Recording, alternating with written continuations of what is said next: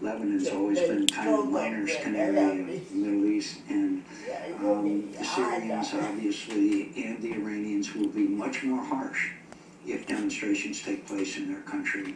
And the message to the Iranians is, let your people have peaceful demonstrations, and let's have democracy in Iran, Syria, and other countries which are not only not our friends, but are in many ways our enemies. Well, they're calling, some of the protesters are calling for demonstrations in Iran Monday, tomorrow. Yes. And already the government has told them no. Already, I'm glad to see that our Vice President Biden has called for these demonstrations to be allowed. I know that the President will too, in direct contradiction of 2 years ago, I'm happy to say. And look, this is spreading, and it's great news, and it is fraught with uncertainty. But some of these things were bound to happen, number one. And number two is, it's good for everything we believe in. You've got to believe in the long run that countries that have free and open societies are going to be natural allies of ours over time. Let's talk a little bit about what's going on in Washington.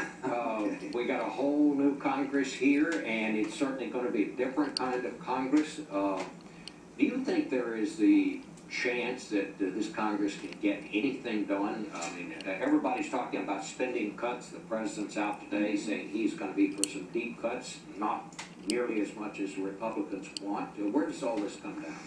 Well, I think it's going to be a confrontation. I hope it's one that can be worked out between the president and Congress, and obviously the, quote, continuing resolution will be the first area of confrontation.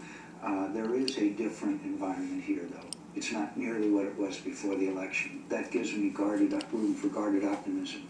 And sometime soon, some of us are going to come forward and say, look, we not only have to cut all this spending, which is 12 or 15% of our spending, but we're going to have to reform Social Security and Medicare, and we're going to have to take it on, and we're going to have to rely on the good sense of the American people to realize the same thing.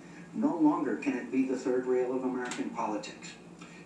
There's also Pentagon spending. Yeah, strong letter to follow. There's also Pentagon spending. Isn't the Pentagon going to have to make some very deep cuts here? The Pentagon, and I think it shows what a great Secretary of Defense we have. He's gotten out ahead of this, as you know, with some significant cost savings that he's already proposed. And we're going to have